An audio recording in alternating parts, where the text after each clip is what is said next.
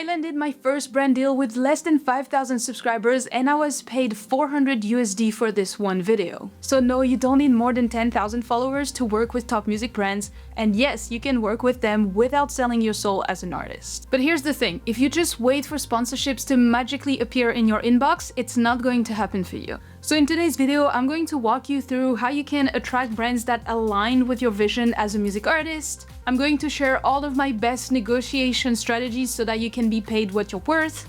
And I will talk about the do's and don'ts when it comes to working with top music brands and the red flags to avoid. If you don't know me, my name is Aurélie, or PLV Music on social media, and I have been a full-time music producer and creator since January 2023. Working with top music brands have been one of my main sources of income, making about 5,000 per month on average with this one source of income alone. Over the last 2.5 years, I have noticed that most music creators or music artists have no idea how to work with top music brands, and as a result, they are way undercharging what they should be paid, which also hurts everyone else around you, every other music creator. So let me tell you everything that I've learned and know about working with top music brands as a music creator.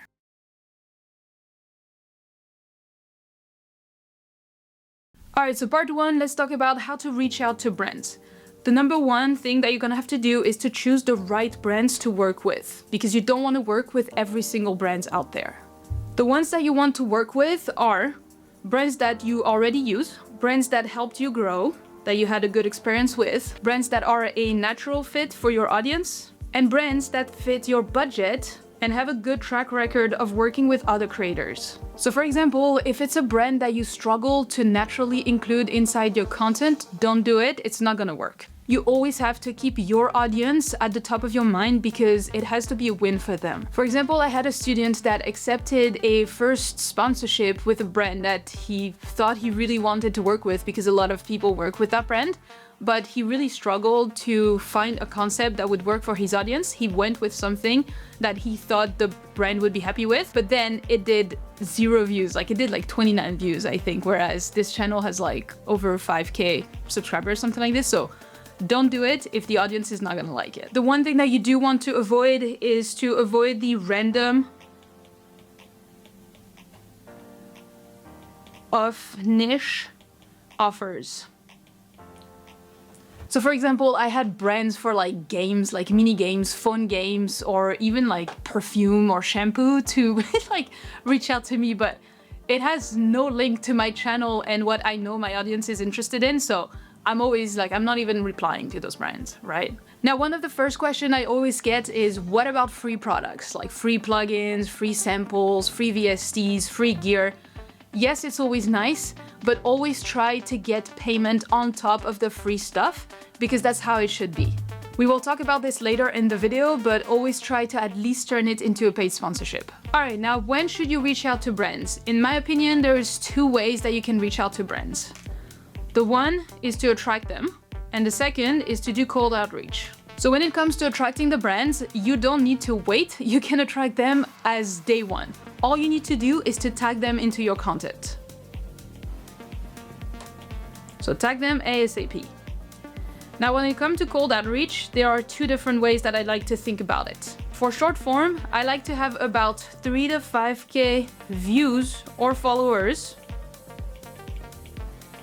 before I reach to them. But for long form, you can do this as soon as you have 1 to 2K views or followers, because long form is way more valuable than short form, it's very evergreen. Just to show you an example that it works to tag the brands, this is a message, an email that I received from a brand, and as you can see, they saw that I was tagging them in a lot of my content and they ended up reaching out to me. Now let's talk about the method number 1, how to attract brands. So as I was saying, tag them as much as you can every time that you're using them into your content, into your videos. The more you show up on their feed because you tag them or mention them in your story, the better it is. What you need to do as well is to show genuine use and enthusiasm. Now, even if they don't reach out to you right away, which is probably not gonna be the case, it's okay because you build a good track record and familiarity with this brand. And finally, the last thing that I would set up to try to attract brand is to set up a CTA, which stands for call to action, in your bio or about section on YouTube. So if you take an example in my channel, it just says something like looking to sponsor my channel, reach out to insert your email. That's it. So as I was just saying, this method is definitely going to be a long-term effort, but it is worth it for the next step that's coming, which is method number 2, how to email brands for cold outreach. So here I'm going to assume that you know already which brand you want to reach out because you've done your research in step 1. Now, when it comes to the first email, the goal is fewfold. First is to introduce yourself, show what you can do, and trigger an answer. That's the most important. They probably won't already just said like, yes, for sure, let's pay you and let's do it. You just want to trigger an answer. And for this, I have a very specific way and very specific structure as to how I write my emails on the first go. So the email structure that I use is this, and I'll show you an example right after. First, you want to address to the person's name. So you got to do your research first. Then you want to add a few sentences to prove that you've been a recurring customer of their product or service. Once that's done, you need to address to them that your audience is the audience that they are trying to reach. Because at the end of the day, this is why brands are going to pay you to do sponsorships on your channels. And this is when the method number 1 of tagging the brands come into play. Because here, this is where I would link a few pieces of content that you made for their brand in the past. Then once that's done, ask if they are looking for more sponsorships and creators to work with. I hope you can read my writing because it's really bad. Anyway, and then after that, we want to tell them that we can share more insights as to who our audience demographics is, or maybe previous collaborations with previous brands that you've done, just to convince them that you are the right person to work with. And the important part here is that this is going to be a question that this is going to prompt them to reply, and this is what we want to do first. So after that, ask them what they think. So this is all for the theory. I will put an example of the template that I came up with on the screen.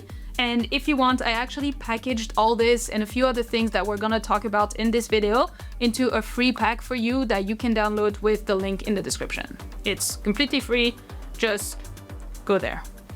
Oh yeah, and pro tip, screenshot every comment that your audience is telling you about the brands that you just showed into your content. If they're saying like, wow, I didn't know about this tool, thank you so much, we'll start using it.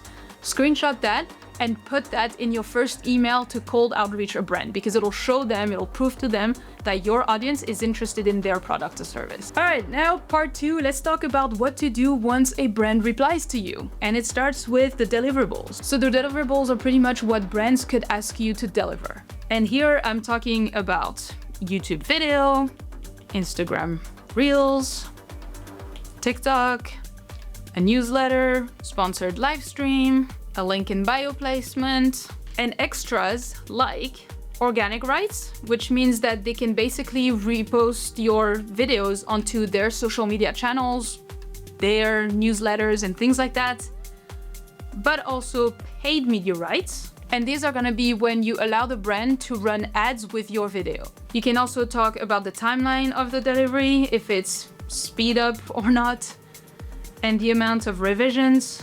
All of those are things that you can use to negotiate the price that you want with the brands. Now, just a little caveat, when it comes to YouTube video, you have 2 ways of working with brands.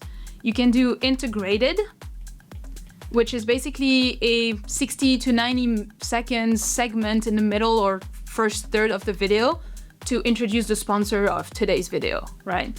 And then you have the dedicated video, where this is pretty much the whole video that's gonna be sponsored by this brand. So basically a whole video that you use only one plugin, like their plugin, to make a song, or in the whole video you show how to use a MIDI keyboard because the MIDI keyboard is the sponsored product. But basically if you do a dedicated video, this is way more expensive than integrated videos.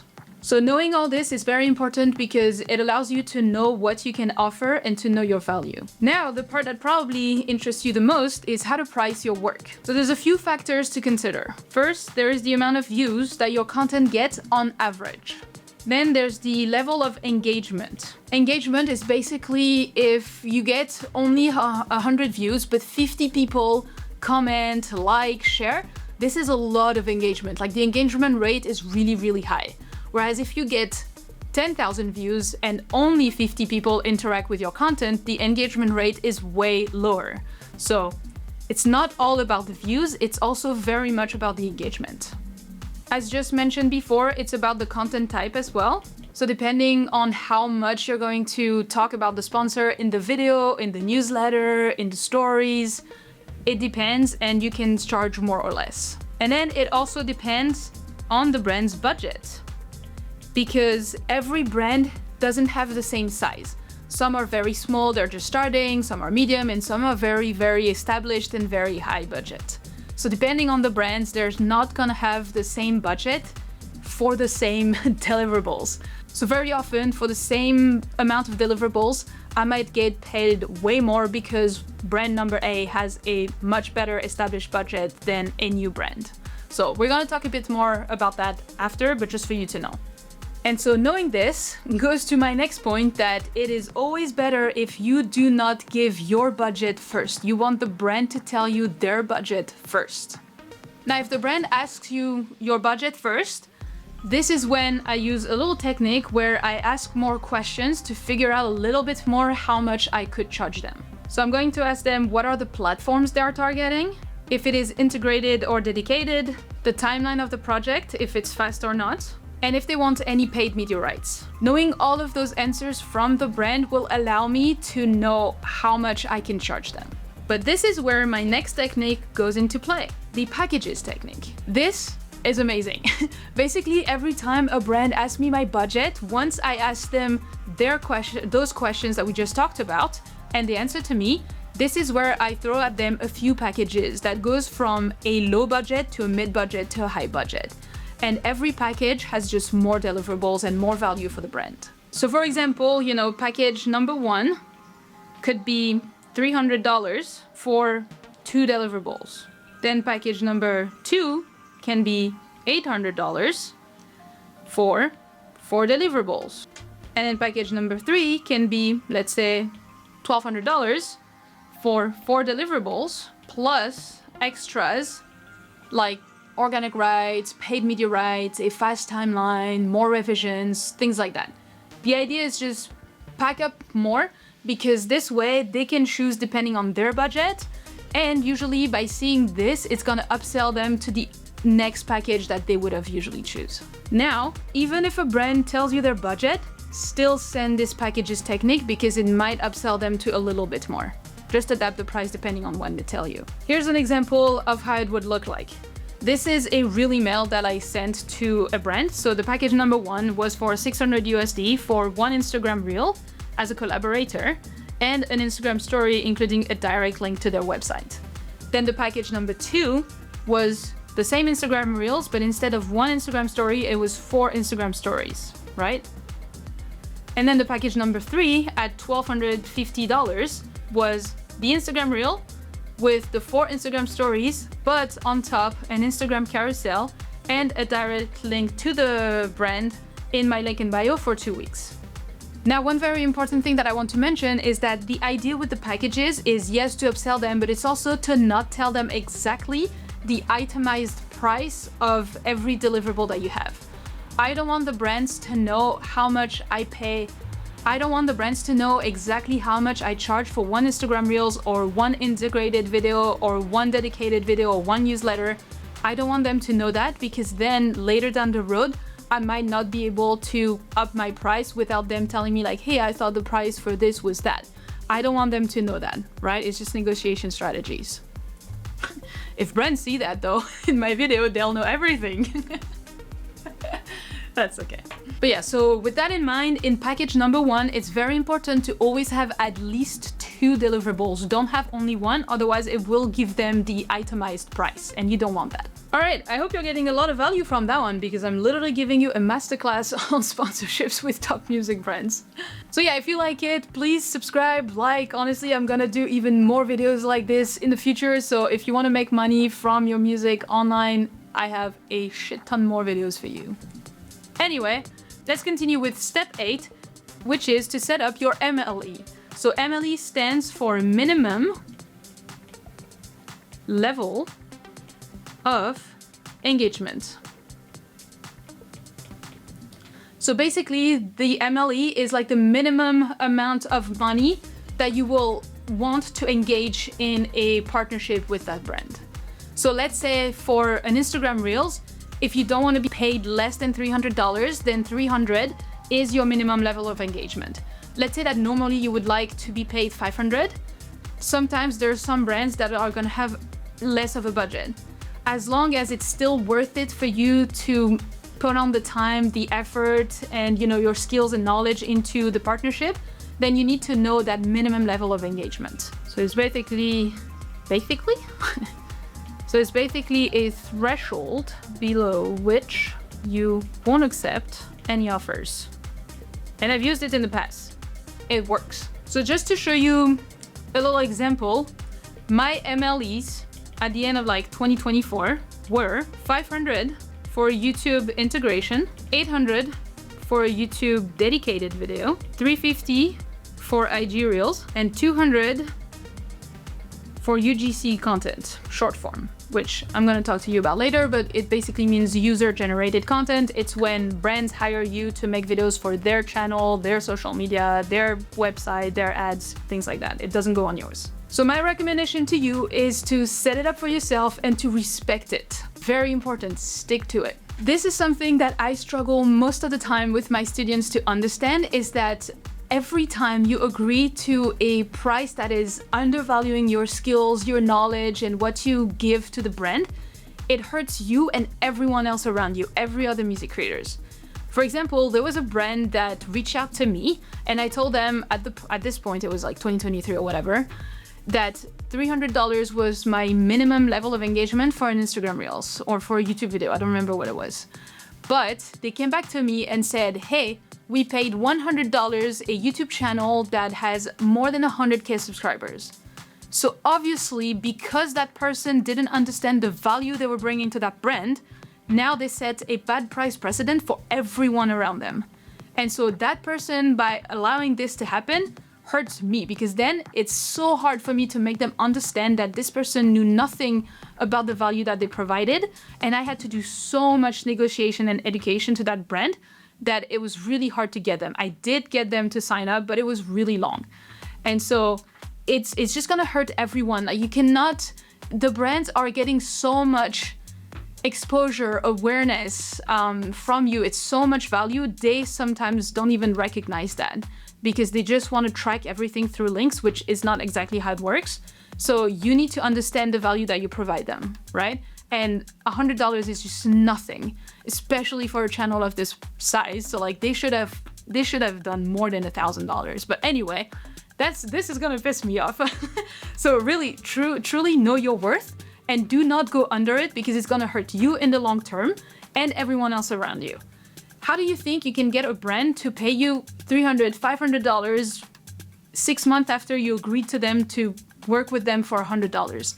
They're gonna say hey, I thought your price was $100. Why do you suddenly want 300, 500? It's just gonna be so hard for yourself, so don't do that to yourself, please. All right, now talking about this, let me show you some real sponsorship prices examples to help you set yours a little bit. Obviously, don't take these as a golden rule at all, but these were priced on average 5,000 views per videos, with my current engagement rate, which was very high compared to the average. I think it was 16%, whereas the average is 2 or 3%. So the first one for $1,150 had 1 Instagram Reels plus a YouTube integration and 6 months organic rights. Then another one I've done at $1,200 all in USD was 3 short form videos for Instagram, plus Instagram stories after each of those videos were posted, and again 6 month organic rights. Then another one at $1,100 was a UGC video plus 1 YouTube integrated video, and again 6 month organic rights. So there you go. Those are just 3 real sponsorship examples to kind of give you an idea of how I go about it, how much you could price. Everything was based on 5K average views per video. All right, now a few things I want to mention is some negotiation tactics that actually work because all of them were tested by me and they work. So as I said, number 1 is to ask for the brand budget first. Just to give you an example of a real sponsorship that happened, is I asked the brand how much they had as a budget. I think it was for an Instagram reel. they told me $1,000, whereas I would have told them first like, oh, 500 at that point. So basically, by me not saying my budget first, I was able to get double what I would have actually asked for because the brand told me their budget first. So, cha-ching! Another one, and this is pretty regular, is to always ask for more first to allow for some room for negotiations. Then one thing that I really like using is to use case studies. So case studies are basically little PDFs that I send a few weeks or month after partnerships or collaborations to show the brand basically all the metrics and the insights as to the performance of the sponsorship. So link clicks, views, engagement, nice comments, all that kind of stuff. And those PDFs I usually send when I negotiate with brands to show them what I can get them as results so that they want it and then be like, oh, okay, now I understand more the price. So it's always good to do that. Now, another one that I use is to actually stand my ground. What I mean by this is first, don't go under your MLE as we just talked about, but also don't reply. If the brand keeps undervaluing you, stop replying. It's a real example, but one time it happened, or even twice or 3 times it happened, that they were like, no, we don't have the budget, blah, blah, blah. I was trying to educate them about the value. They were not budging. So I just stopped replying. And I'm not kidding you, less than a week after, they came back and magically they had the budget to work with me. Stand your ground because they need you more than you need them. And that is very true. It's really hard to do at first when all you want is to get your first sponsorship, but I swear, they need you more than you need them. Now, another thing you can do if that's a brand that you really want to work with, but they don't have the budget to work with you, is to downsell creatively. What I mean by this is try to work in their budget. If their budget is only $300, whereas your budget would be $500-600, what can you take out from the packages? What deliverables can you take out to make it work for $300? And then the last one is to just say no if it's not worth it. Because by saying no, it'll be the same as not replying. They will most of the time come back.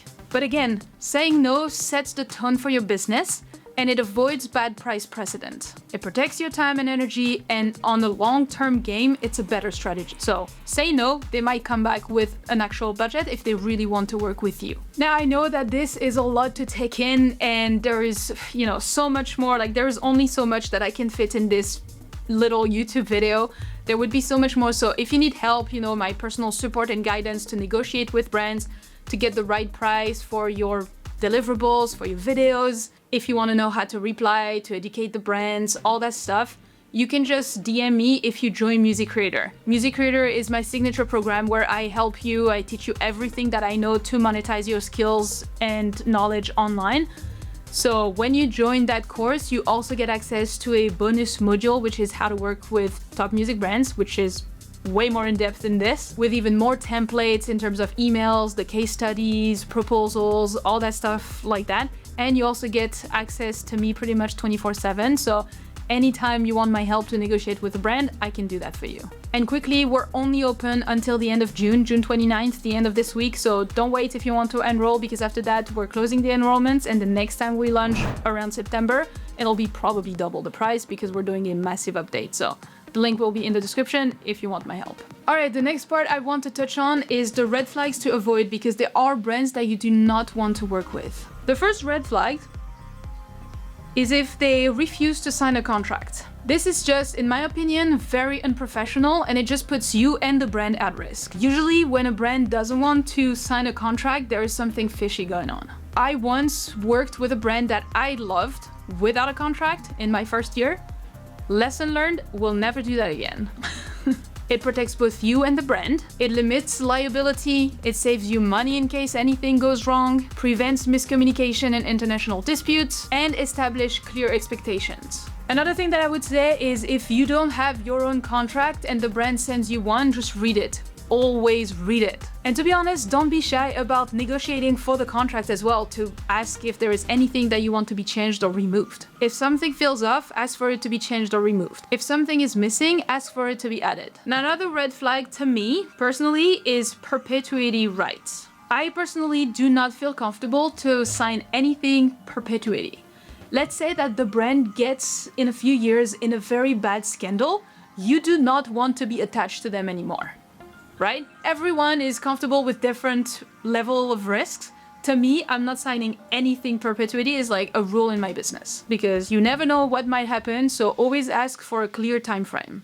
2, 4 years, 5 years, something like that. Usually, good brands will say yes, no problem. If they push back, just walk away. Another one that I've ran into is if they want you to pay to try their product. This clearly should never happen. If they want you to promote their product or service, the least they can do is to give you access to make your own opinion, get an experience with it, because you cannot sign off on something without having tried it. It just doesn't make sense. And that's another thing, never agree to work with a brand if you've never tried the product or service that you are gonna have to promote. It just doesn't make any sense.